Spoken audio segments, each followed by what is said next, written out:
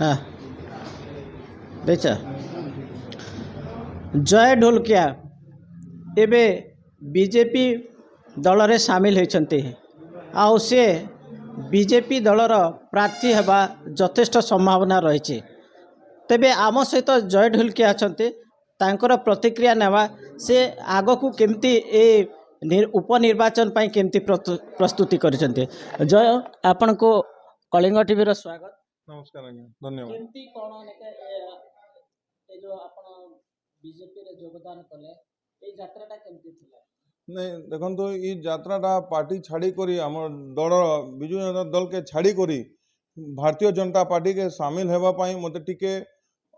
तकलीफ है किंतु जेन प्रकार सम्मान सत्कार मते भारतीय जनता पार्टी श्रीयुक्त मोहन चरण माझी महोदय आम मुख्यमंत्री एवं आम राज्य सभापति श्रीयुक्त मनमोहन सामल महोदय मते जेन नेतृत्व करू एवं आमर यशस्वी प्रधानमंत्री श्रीयुक्त नरेंद्र मोदी नीति आदर्श परामर्श एवं जेन विकास लहर पूरा भारत वर्ष रे बहुची ताके प्रभावित होई करी मु भारतीय जनता पार्टी रे गोटे कार्यकर्ता हिसाब रे मु मोर योगदान करी छे। आपण ए जो बापा स्वर्गत राजेंद्र ढोलकिया बीजेडी रे थिले आपण केमती निष्पत्ति नेले जे बीजेपी को आसीबा पाई? देखंतु जेन प्रकार विकास एवं समाज सेवा करबा पाई स्वर्गत मोर बापा स्वर्गत राजू भाई ढोलकिया नीति आदर्श आमर से समाज सेवा रूप रे मु जानुथिली तांके एवं समाज सेवा रूपे से काम करुथिले एवं से प्रकार नीति आदर्श आमर यशस्वी प्रधानमंत्री नरेंद्र मोदी को भी सेम नीति आदर्श एवं विकास धारा के मु प्रभावित होई करी मु योगदान करी छे। आपण जान राजेंद्र ढोलकिया यहाँ तांकर समस्त ठाने भल परिचय थिला तांको सहित भल संपर्क थिला आउ से तांकर जो गोटे भल संगठन थिला से संगठन एबे आपण जेहेतु बीजेपी के गले से बीजेडी रो वोट जेहेतु आपण बीजेपी रे सामिल होइछन्ते एबे प्रार्थी घोषणा हेबार खाली संभावना रही प्रार्थी पे आपण केते आशावादी? देखो आज्ञा मु दल रे जेन सामिल होइछि गोटे सामाजिक सेवा करबा पाई एवं दलर कार्यकर्ता हिसाब से सामिल होइछि जेन दल सुप्रीमो आम राज्य सभापति राष्ट्रीय सभापति जेन प्रकार निष्पत्ति दायित्व मते देबे निश्चित रूप से आमर परिवार एवं भारतीय जनता पार्टी नुआपड़ा